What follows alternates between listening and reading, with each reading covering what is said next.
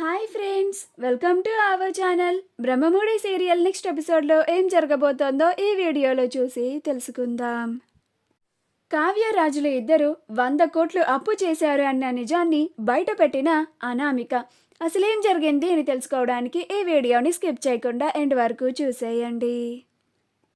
అనామిక, నేను ఇక్కడికి ఎందుకు వచ్చానంటే మీ అందరికీ ఒక పచ్చి నిజాన్ని చెప్పడానికి వచ్చాను.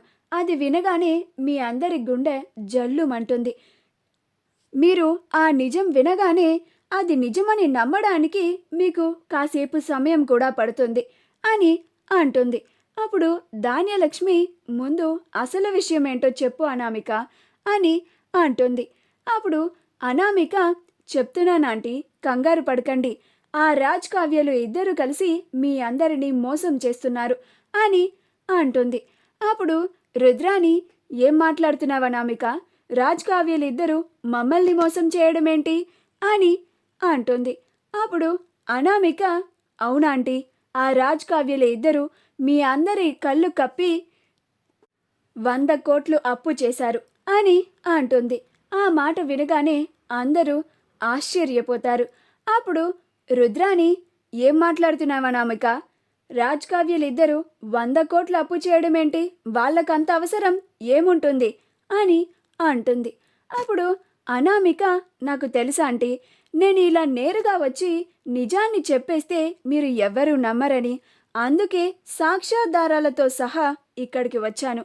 ఇదిగోండి, రాజ్ కావ్యలు ఇద్దరు 100 కోట్లు అప్పు తీసుకున్నారు అని సాక్ష్యంగా ఈ డాక్యుమెంట్ తీసుకొచ్చాను అని అంటుంది. అప్పుడు వెంటనే రుద్రాని అనామిక దగ్గరికి వచ్చి, ఏది ఇలాగే ఇవ్వు అని ఆ డాక్యుమెంట్ని తీసుకొని మొత్తం చదువుతుంది. అదంతా చదివి ఆశ్చర్యపోతుంది.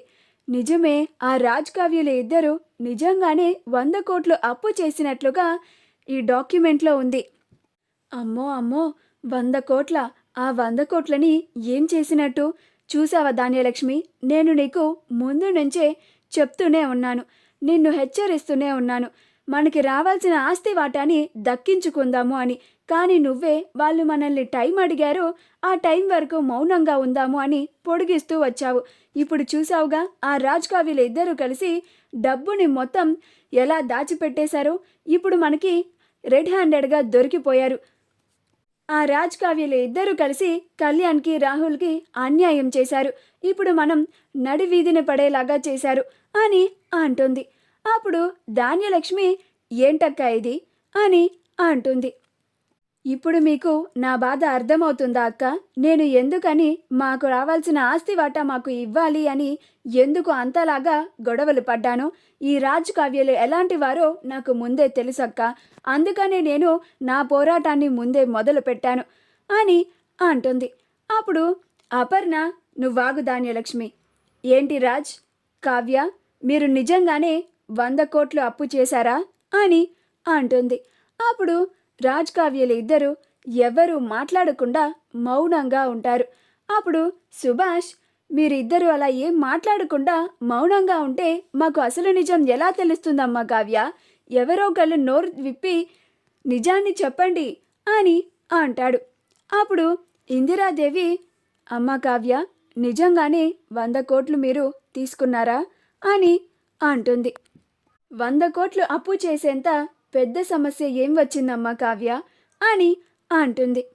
అప్పుడు అపర్ణ, ఇద్దరిలో ఎవరొకళ్ళు నోరు విప్పి మాట్లాడండి, మీరు ఎలా మౌనంగా ఉంటే ఇదే నిజమని నమ్మాల్సిన పరిస్థితి వస్తుంది అని అంటుంది.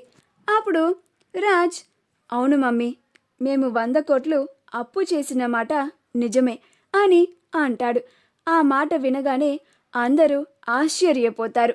అప్పుడు రుద్రాని, నువ్వే విన్నావు కదా వదినా, రాజ్ కావ్యలు ఇద్దరు నిజంగానే 100 కోట్లు అప్పు చేశారంట. వీళ్ళిద్దరూ కలిసి కావాలనే ఆ 100 కోట్లని దాచేసి ఈ ఇంట్లో మనందరినీ పేదరికంలో బతికేలాగా ఈవిడ గారు మనకి ఆంక్షలు పెట్టింది. చూస్తున్నావా అమ్మ, నీ మనవరాలి బాగోతం? ఎప్పుడు నీ మనవరాలిని వెనకేసుకొని వస్తావు కదా. నా మనవరాలు ఏం చేసినా ఈ ఇంటికి అంతా మంచి జరిగేలానే చేస్తుంది అని. ఇదేనా ఆ మంచితనం? అప్పులు చేసి ఆ డబ్బులన్నిటినీ ఎవ్వరికీ తెలియకుండా అందరినీ మోసం చేసి ఆ డబ్బుల్ని దాచుకొని మిగతా వాళ్ళకి అన్యాయం చేయడమేనా మంచితనం అంటే అని అంటుంది. అప్పుడు ధాన్యలక్ష్మి, ఏంటి రాజ్, కళ్యాణ్ అంటే నీకు చాలా ప్రేమ అని అన్నావు, ఇప్పుడు మాత్రం ఇలా చేశావు. ఇదేనా నీకు కళ్యాణ్ మీద ఉన్న ప్రేమ? కళ్యాణ్కి రావాల్సిన ఆస్తి వాటాని కూడా నువ్వు తీసేసుకొని అది డబ్బులుగా మార్చేసి ఇద్దరు మొగుడు పెళ్ళాలు కలిసి డబ్బుల్ని దాచేసుకున్నారు. నేను మీ ఇద్దరి మీద పోలీస్ కంప్లైంట్ ఇస్తాను.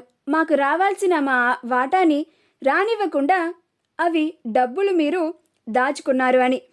ఎలాగైనా నా కొడుక్కి రావాల్సిన వాటా దక్కించుకునేలాగా చేస్తాను అని అంటుంది. అప్పుడు ఇందిరాదేవి, అసలేం జరుగుతుంది రాజు ఇంట్లో? మీరు 100 కోట్లు అప్పు ఎందుకు చేశారు అని అంటుంది. అప్పుడు కావ్య దానికి సమాధానం, నేను చెప్తానమ్మమ్మగారు. మాకు 100 కోట్లు అప్పు చేయాల్సినంత అవసరం ఎందుకు వచ్చిందంటే మేమిద్దరం ఒక పెద్ద సమస్యలో ఇరుక్కున్నాము. ఆ పెద్ద సమస్య గురించి అందరికీ చెప్పలేక మాలో మేమే బాధపడుతూ ఆ సమస్యతో పోరాడుతున్నాము. అందుకే 100 కోట్లు అప్పు చేయాల్సిన పరిస్థితి వచ్చింది అని అంటుంది. అప్పుడు అపర్ణ, నేను నిన్ను రాజుని ఎన్నోసార్లు ఏదన్నా సమస్య ఉంటే అందరితో చెప్పండి, తర్వాత ఏవైనా మాటలు వస్తే మేము కూడా మీ తరపున మాట్లాడడానికి మాకు అవకాశం ఉంటుంది, ఇలా మౌనంగా నుంచునే అవసరం ఉండదు అని ఎన్నోసార్లు ప్రశ్నించాను. అయినా ఇద్దరు నోరు విప్పి ఒక్కసారి కూడా మాకు ఆ సమస్య గురించి చెప్పనే లేదు. ఎందుకని అని అంటుంది. అప్పుడు కావ్య, ఆ సమస్య గురించి మీకు చెప్పి మీ అందరినీ బాధ పెట్టడం ఇష్టం లేక చెప్పలేదత్తయ్య. ఆ సమస్య తీరిపోయిన తర్వాత అందరికీ చెప్దామని ఇద్దరం అనుకున్నాము అని అంటుంది. అప్పుడు రుద్రాణి, అబద్ధం, ఈ కావ్య చెప్పేది అబద్ధం. ఇంత మోసం చేసిన తర్వాత కూడా తన తప్పుని కప్పిపుచ్చుకోవడానికి ఇలాగ సమస్య అది ఇది అని చెప్తోంది. నిజంగా 100 కోట్లు అప్పు చేసేంత సమస్య ఏం ఉంటుంది? ఇదంతా రాజ్ కావ్యలు ఇద్దరు కలిసి కావాలనే 100 కోట్లు అప్పు చేసి డబ్బుల్ని దాచుకున్నారు. మా ఎవ్వరికి మాకు రావాల్సిన వాటాలు రానివ్వకుండా చేశారు అని అంటుంది. అప్పుడు కనకం, నా కూతురు అలాంటిది కాదమ్మా అని అంటుంది. అప్పుడు రుద్రాణి, నటించకు కనకం, నాకు తెలిసి నీ కూతురు ఆ డబ్బునంతా నీ దగ్గరే దాచిపెట్టి ఉంటుంది. నీ కూతురు నీకు తెలియకుండా ఏమీ చేయదు కదా అని అంటుంది. మా వీడియో కనుక మీకు నచ్చినట్లయితే లైక్ చేయండి, షేర్ చేయండి, మా ఛానల్ని సబ్స్క్రైబ్ చేసుకోండి, పక్కనే ఉన్న బెల్ ఐకాన్ని క్లిక్ చేయడం మాత్రం మర్చిపోకండి.